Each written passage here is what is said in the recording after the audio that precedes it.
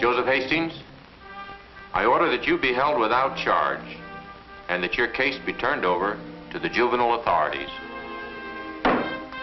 Next case.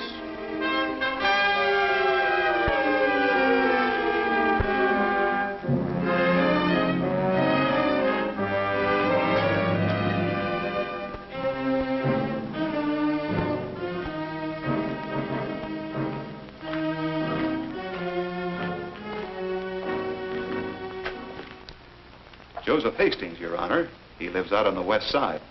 Burglary. He was arrested last night after breaking into the Mackeson warehouse on Walnut Street.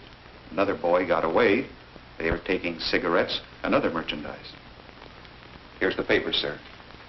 All right, officer. Sit down, Joe.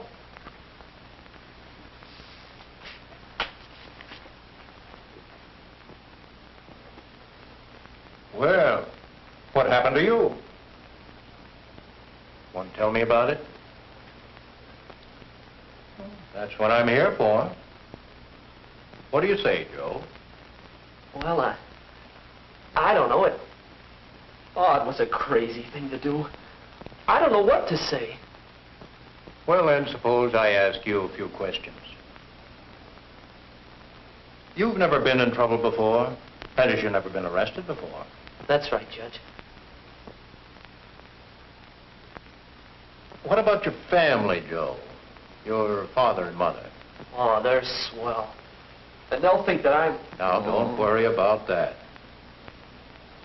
Have you got any brothers or sisters? I have a kid sister, Betty. And you and Betty have good times together? Oh, sure. My folks are swell. They let Betty and I do just about what we please. Just about what you please, Joe? What do you mean by that? Well, we can go out when we want to and do what we want to and go wherever we want to. Just anything, Judge. Just anything, Joe? You mean you could go anywhere you wanted to? Anytime you wanted to any kind of a place? Even down to Mackeson's warehouse for cigarettes? Oh, no, not that. We could do what we wanted to, but not that. Do you smoke, Joe? Well, my dad does, and he's all right. Are you on the school team? No, I didn't make it. Do the fellows on the team smoke? Oh, no, the coach won't let them. But you do, Joe. Well, all the fellas do. All the fellows who can't make the team. Yes, Judge. I guess you can't smoke and win. But why did you go to the warehouse, Joe? Well, we just didn't have anything to do or something. No, I don't know, Judge. All right, Joe. And now, what about school? Have you been attending regularly? Oh, playing hooky, eh? With whom?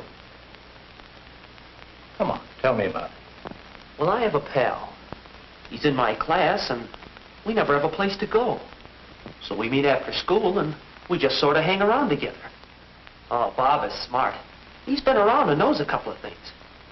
He's the only guy I know who is a pal. But what about your dad, Joe? Well, he's all right. But with Bob, it's different. He understands. Oh, we're pals, Judge.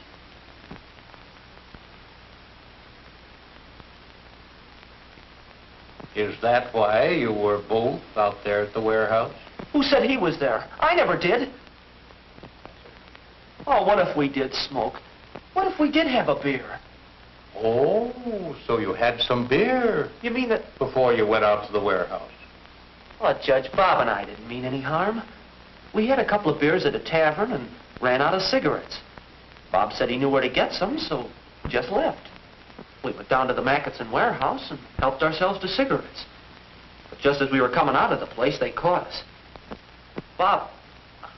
My pal, he got away.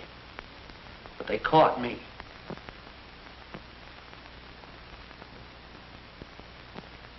Well, Joe, by catching you this first time, it may never happen again. Now, just a minute. I've asked your parents to come down here. They're in the waiting room now. They're awfully unhappy about this. John, will you ask Mr. and Mrs. Hastings to step in here, please? Yes, sir.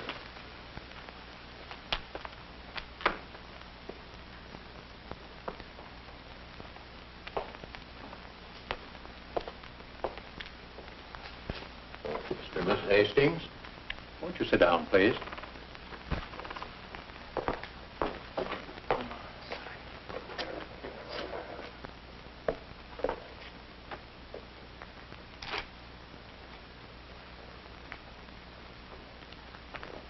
Now, I know you're upset, but the object of the juvenile court is to give help in cases like this. About this son of yours. He's a good boy. Why do you suppose he's been playing hooky from school? What? He has? Joe? What? Now, just a minute. You act as if Joe's playing hooky from school were on trial here, but it's not. That's one thing. Joe's here on a charge of burglary, and that's quite a different matter. You didn't know that he'd played hooky from school, and you didn't know that he'd robbed a warehouse. Joe didn't become a burglar suddenly. Bob and the places they went together had something to do with it. Why did he go to those places? Did you know where he was going? So long, folks. See you later.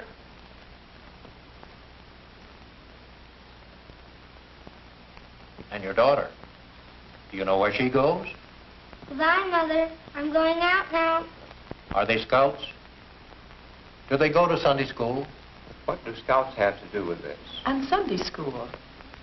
In all my experience, I've had no Boy Scouts and no Girl Scouts in my court. And what's more, no young people who attend Sunday school regularly were ever brought in here. Why, Judge, I never realized the importance of religious training. Thou shalt not steal. Thou shalt not kill. Thou shalt... I haven't said those for a long time. I agree with J. Edgar Hoover that every child should be taught the Golden Rule. And I might add the 10 Commandments and how they apply in our modern life. Oh, Judge, we thought we were doing everything we could to make them happy. They have their friends in a couple times a year. We try to make them all feel at home. We serve beer. That's so much better than going to the taverns. Mrs. Hastings, I assure you, I know what you mean. You have only the thought of keeping your children near you, in the home. But what you both forget is, it's not where you drink, but what you drink that counts. In your living room or in any public place, no matter what you call it, alcohol is alcohol, whether it's in beer, wine, or whiskey. But beer never hurt anyone.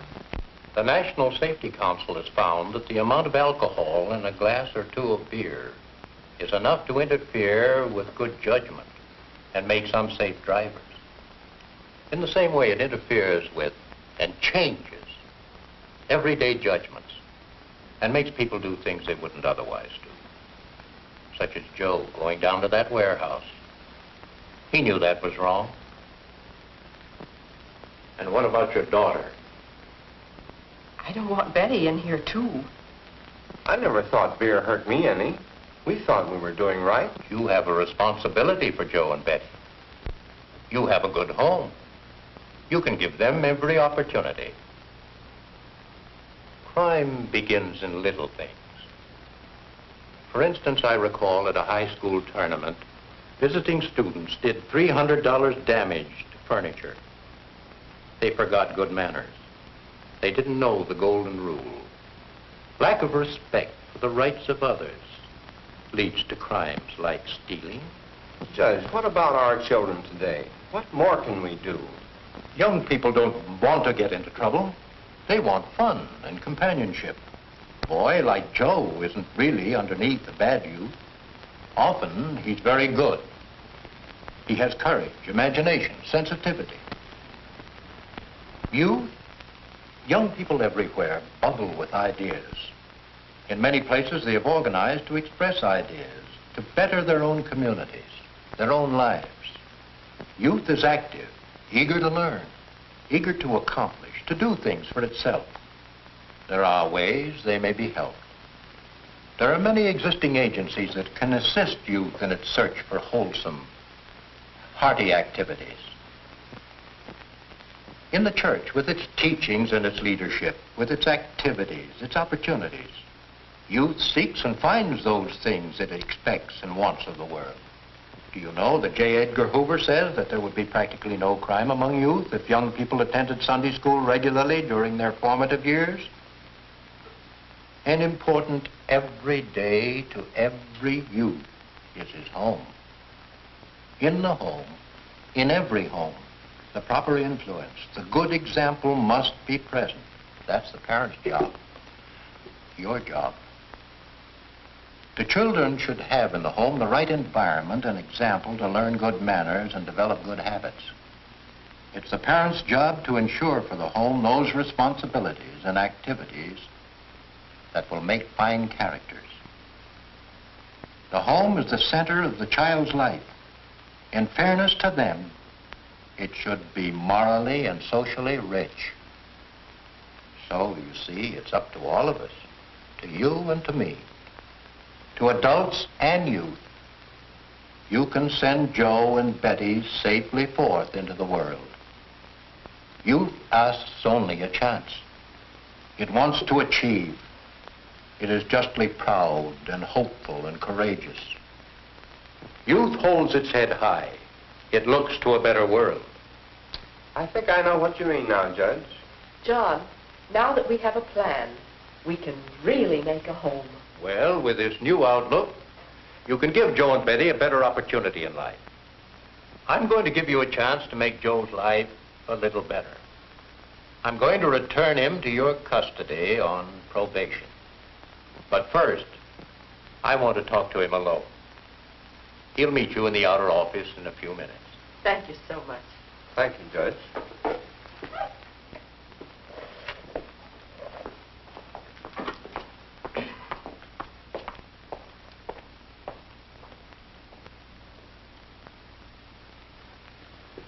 Now, Joe, this is just between us. Before you started for the Mackeson warehouse, you had some beer. That's right, isn't it? Yes, sir. That's one reason why you did it, Joe. The alcohol in the beer dulls your judgment. And you did what otherwise you would have known to be wrong. Keep away from it. It'll never help you. It's an enemy, never a friend.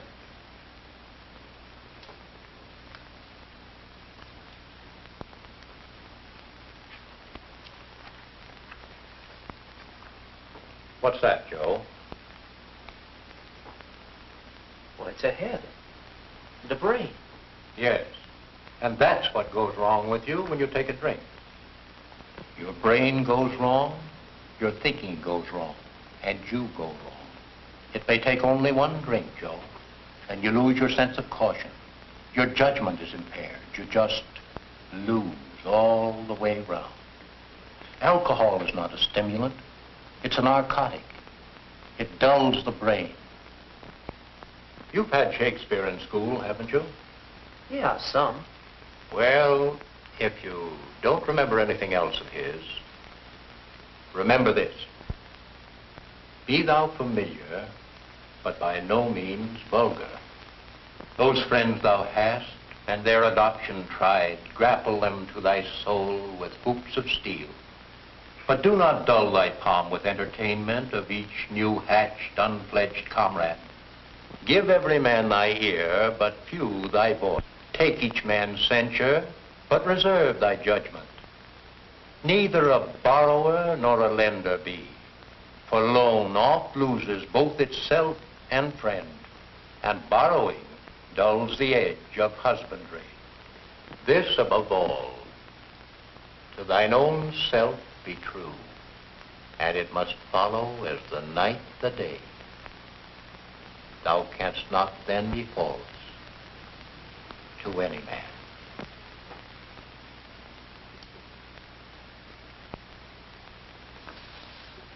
And now, Joe, so long. Remember that. To thine own self be true. I'm going to make a new start, Judge.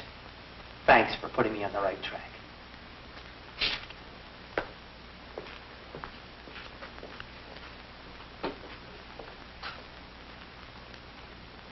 Bye. Goodbye.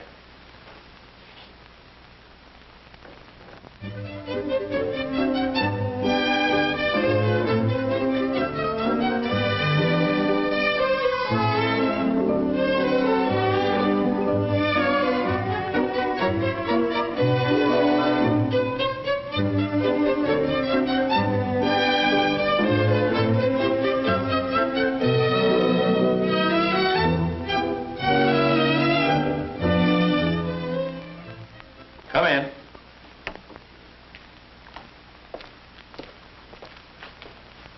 We have a visitor, Judge. Well, Joe, glad to see you. How've you been? Oh, just fine, sir. Good. You look it. And you remember what I told you? Well, I've learned a lot from what you've said, Judge. To thine own self be true. I'll never forget that. I'm off cigarettes and beer forever. I'm glad to hear that, Joe. You've learned the hard way. I hope others don't have to, sir. Thanks to you, Judge, home is a different place. I'm a different fellow. Well, you proved yourself. Your probation has ended. Good luck. Goodbye, sir. And thanks again.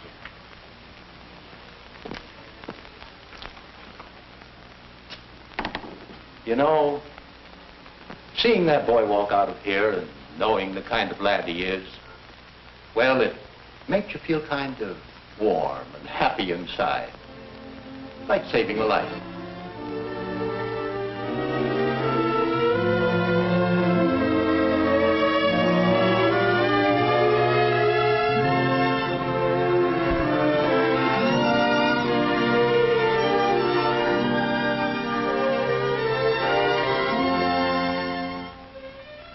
There goes a good citizen, an upright and true man.